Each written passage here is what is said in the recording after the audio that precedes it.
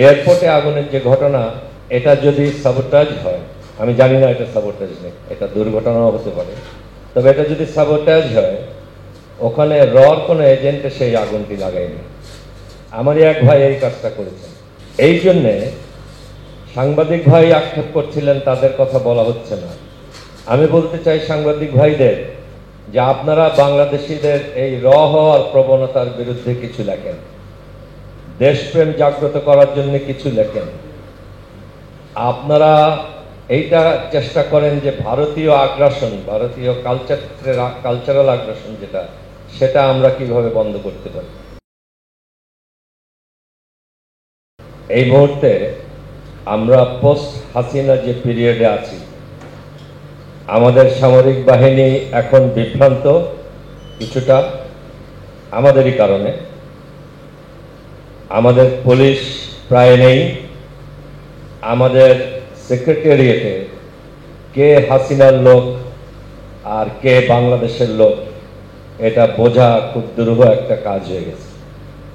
Internal এই সংবেদনশীল জায়গাগুলি যতক্ষণ আমরা ঠিক না করতে পারছি, আমরা সকাল বিকাল ভারতীয় গুপ্তচর বলে একজন আরেকজনকে আখ্যা দেওয়া যতক্ষণ বন্ধ করতে না পারছি, আমরা যতক্ষণ বাংলাদেশি হিসেবে ৭১ সালের মতো বা এই ২৪শে আগস্টের জুলাই আগস্টের মতো একসাথে হতে না পারছি, ততক্ষণ আমরা নিজেরাই খুব বিপজ্জনক একটা অবস্থায় আছি। আমাদের অর্থনীতিও স্বৈরাচারী হাসিনা এমনভাবে ভেঙে দিয়ে গিয়েছে, যখন আর আমরা যেরকমই একটা সামরিক পরিকল্পনা করি, সেটার জন্য যে বিপুল অর্থ প্রয়োজন, সেই অর্থ আমাদের কাছে এই মুহূর্তে নেই। আমাদের কোনো নীতিমালা নেই, ডিফেন্স নীতিমালা নেই, আমাদের কোনো ডিফেন্স কমিটি নেই, ন্যাশনাল সিকিউরিটি কাউন্সিল নেই। এগুলি সবই করতে হবে, কিন্তু আমি মনে করি এগুলি সব করার আগে প্রথমে জাতি হিসাবে আমাদের সবাইকে বাংলাদেশি হতে হবে। নাগরিক হিসেবে বাংলাদেশ প্রেমিক হতে হবে। আমরা যে পরিমাণ ভারতীয়দের আমাদের বিভিন্ন সংগঠনের মধ্যে অ্যালাউ করেছি গত ১৬ বছরে, তারা কেউ কিন্তু হিন্দি বলেন না, তারা আমাদেরই ভাই। তারা ভারতের কথা বেশি বলেছেন এতদিন বাংলাদেশের। এই আওয়ামী দর্শকরা বা ভারতীয়রা, ইন ডিসগাইজ আওয়ামী লীগ, যতদিন আমাদের সমাজের বিভিন্ন প্রতিষ্ঠানে থাকবেন, আমাদের সমস্ত আয়োজন ভণ্ডুল করে দিতে যে কোনো একটা প্রতিষ্ঠানে তাদের একজনই যথেষ্ট। আজকে এয়ারপোর্টে আগুনের যে ঘটনা, এটা যদি সাবোটাজ হয়, আমি জানি না এটা সাবোটাজ নাকি, এটা দুর্ঘটনাও হতে পারে, তবে এটা যদি সাবোটাজ হয়, ওখানে রর কোনো এজেন্টে সেই আগুনটি লাগায়নি। আমারই এক ভাই এই কাজটা করেছেন। এই জন্যে সাংবাদিক ভাই আক্ষেপ করছিলেন, তাদের কথা বলা হচ্ছে না। আমি বলতে চাই সাংবাদিক ভাইদের যে আপনারা বাংলাদেশিদের এই হওয়ার প্রবণতার বিরুদ্ধে কিছু লেখেন, দেশপ্রেম জাগ্রত করার জন্য কিছু লেখেন। আপনারা এইটা চেষ্টা করেন যে ভারতীয় আগ্রাসন, ভারতীয় কালচারাল আগ্রাসন সেটা আমরা কিভাবে বন্ধ করতে পারি। আগে আপনি পানি আসা বন্ধ করেন, তারপর জায়গাটা শুকাবে, তার আগে শুকাবে। পানি আসার রাস্তাটা খোলা থাকলে আপনি কখনোই আপনার ঘর শুকনো করতে পারবেন না। এই জন্যে সব স্তরে এই প্রতিরক্ষা জনগণের সম্পৃক্ততা প্রয়োজন বলে আমার মনে হয়। আমাদের যে অর্থনৈতিক অবস্থা, তাতে আপনারা যত সুন্দর প্ল্যানিং একটা করেন, যত ভালো এবং উন্নত এয়ারক্রাফট বা যুদ্ধ জাহাজের পরিকল্পনা করেন, যত ভালো ট্যাঙ্ক বা হাইপারসনিক মিসাইলের পরিকল্পনা করেন, এর সব কিছু অর্থনৈতিকভাবে কেনার সামর্থ্য আমাদের নেই। আমাদেরকে একটা মধ্যপন্থা অবলম্বন করতে হবে। সেটা হতে পারে এরকম যে আমরা আমাদের আরো কূটনীতি, সচল কূটনীতির মাধ্যমে, জোরালো কূটনীতির মাধ্যমে ভারত যেভাবে আমাদের সাথে বিরোধিতা করে, সেটা আন্তর্জাতিক সমাজ দিয়ে কিছুটা আমরা থামানোর চেষ্টা করব। সেই সাথে আমরা একটা সামরিক বাহিনীরও আরো উন্নত করার চেষ্টা করব। যতটুকু কম পড়বে অস্ত্রশস্ত্রে, বিমানে বা জাহাজে, সেটা আমরা আমাদের লোকবলকে প্রশিক্ষণ দিয়ে এমন একটা সংখ্যা তৈরি করব যে আমাদের ভারত সহ অন্য যে কোনো দেশ আমাদের কোনো ভূখণ্ডের দিকে তাকালে তার পিছনে 50 লক্ষ লোক লাগবে না, 1 কোটি লোক লেগে যাবে, সেই চিন্তাই অস্থির থাকবে। আমরা সেরকম একটা শক্তি যদি বাংলাদেশের দেশপ্রেমিক শক্তি সৃষ্টি করতে পারি, যেটাকে আপনি জনগণের সেনাবাহিনী বলেন, পিপলস আর্মি বলেন, নাম যাই দেন, এটা স্ট্রাকচারালি বর্ডারিং যে গ্রামগুলি আছে সেখানে সংগঠিত হতে হবে, সেখানেই থাকতে হবে। তাদের অস্ত্রশস্ত্র স্থানীয় থানা বা বিজিবি কারো হেফাজতে থাকবে, প্রয়োজনের সময় তারা নেবে। এটা কিভাবে নেবে, কখন নেবে, কার ডাকে নেবে, কোথায় যাবে অস্ত্রটা নিয়ে, এই পুরো বিষয়টা একটা অর্গানাইজেশনের মধ্যে এবং একটা স্ট্রাকচারের মধ্যে আনতে হবে। সব থেকে বড় কথা হচ্ছে, আমি নিরাপত্তাটা এইভাবে দেখি যে একটা বাচ্চা হওয়ার সাথে সাথে তার নিরাপত্তার প্রশ্ন, সে যত বড় হয় তার নিরাপত্তার প্রয়োজন বাড়তে থাকে। কারণ সে যখন হাঁটা শেখে তখন সে পড়ে যায়, সে যখন দৌড়ানো শেখে তখন সে অন্য কারোর সাথে আঘাত পায়।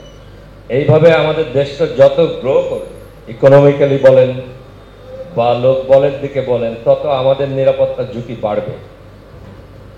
তো সেই জন্য এখন যেমন আমরা বিশ্ব মানচিত্রে একটা খুব ইম্পর্টেন্ট এলাকা হয়ে গেছে। এখানে ভারত আসছে তার উত্তর পূর্ব স্টেটগুলির নিরাপত্তার জন্য, এখানে চীন আসছে ভারত মহাসাগরে এবং বঙ্গোপসাগরে তাদের আধিপত্য বিস্তার করার জন্য, এখানে আমেরিকান রাশিয়ানরাও আসছে এই এলাকায় তাদের আধিপত্য বিস্তারের জন্য। অর্থাৎ আমাদের ইম্পর্টেন্স বাড়ছে, আমরা বড় হচ্ছি, সেই একই সাথে আমাদের বিপদও বাড়ছে। তো এই বাড়তি বিপদের থেকে সুবিধা নেওয়ারও সুযোগ আছে। একটা সুদক্ষ কূটনৈতিক টিম এই সুফলগুলি কিভাবে নিতে পারেন এই সময়ে, সেটা নির্ভর করে তাদের দক্ষতার উপরে।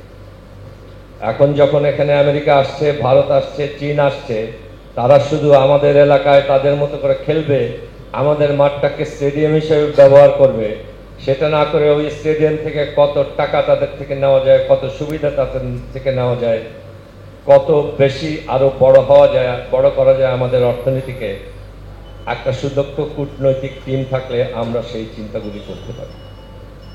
আমাদের সব থেকে বড় সমস্যা হলো, আমরা যখন একজন কাউকে নির্বাচন করি কোনো একটা কাজের জন্য, বাকি সবাই লেগে যাই ও ভারতের গুপ্তচর না পাকিস্তানের গুপ্তচর এটা খোঁজার জন্য।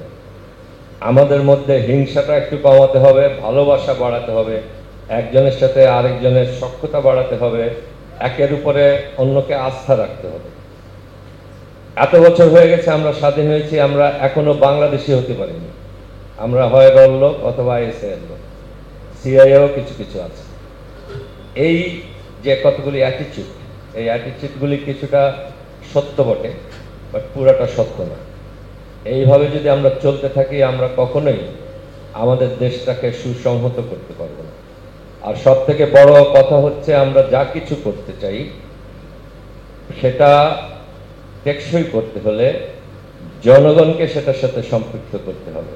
আমরা যদি হিল ট্রাক্স, আমাদের আজকে একটা ট্রাভেল এরিয়া, এখানে যদি আমরা কিছু করতে চাই, আমি মনে করি হিল ট্রাক্সের যারা থাকেন তিনি পাহাড়ি বা বাঙালি সেটা জরুরি না, তার ওখানে যে রাস্তাটা আমি করতে চাই সেই রাস্তাটা কিভাবে প্রয়োজন, কেন প্রয়োজন, কোন অ্যালাইনমেন্টে প্রয়োজন, সেই সাজেশনটা যদি তার থেকে আসে, তাহলে তারা ওই রাস্তাটা করার সময় রাস্তাটাকে নিরাপত্তা দেবেন তারা, কারণ এটা তাদের জন্য হচ্ছে।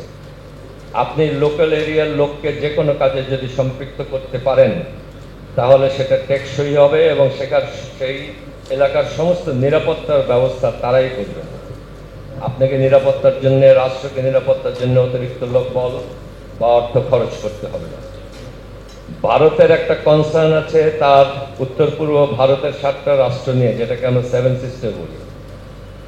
আমি ব্যক্তিগতভাবে মনে করি এখানে কোনো ভীতির সঞ্চার করে বা ভারতকে কয়েকদিন পর পর হুমকি দিয়ে এই সমস্যাটার সমাধান হবে না। এটা বরং ভারতকে আরো সজাগ করে দেওয়া হবে এবং সে সম্পূর্ণ অপ্রয়োজনীয়ভাবে এমন কিছু আচরণ করবে যেটা আমাদের জন্য বিরক্তিকর। শত্রুতা বাড়বে। ভারতকে জিটেরি না করে ভারতের সাথে এই বিষয়টা নিয়ে শান্তিপূর্ণভাবে ডিল করা প্রয়োজনীয়তা আছে বলে আমি মনে করি। এই রাষ্ট্রগুলি যদি এমনভাবে একটা কিছু আমরা করতে পারি অর্থনীতি দিয়ে, যেহেতু আমাদের পার ক্যাপিটা ইনকাম এই রাষ্ট্রের সবগুলির থেকে বেশি, আমরা এটার দিকে তাদের আকৃষ্ট করে এই অর্থনৈতিক সুবিধাগুলির সাথে তাদের সাথে কিছুটা শেয়ার করে তাদের দৃষ্টি যদি দিল্লির থেকে কমিয়ে ফেলতে পারি, তারা যদি দিল্লিকে বন্ধু না থেকে আমাদেরকে বেশি বন্ধু মনে করে তাদের অর্থনৈতিক উন্নয়নের জন্য, তাহলেও একটা সময় পরে তারা নিজেরাই তাদের স্বাধীনতা চাইতে পারে। কোনো ধ্বংসাত্মক কাজের প্রয়োজন নেই, কোনো গোষ্ঠীকে অস্ত্র দিয়ে গোলাবারুদ দিয়ে সাহায্য করে দিল্লির বিরাগভাজন হয়ে একটা যুদ্ধ অবস্থা তৈরি করার প্রয়োজন নেই। বুদ্ধি খরচ করে এটা যদি আমরা করতে পারি সময় নিয়ে, এগুলিতে সময় লাগে, তাহলে আমি মনে করি এই উত্তর পূর্ব ভারতের রাষ্ট্রগুলির সাথে যে বর্ডার আমাদের আছে সেটা শান্তিপূর্ণ থাকবে। ভারতের সাথে বৈরী বর্ডারের যে মাপ বা টোটাল বৈরী বর্ডার সেটা কমতে থাকবে।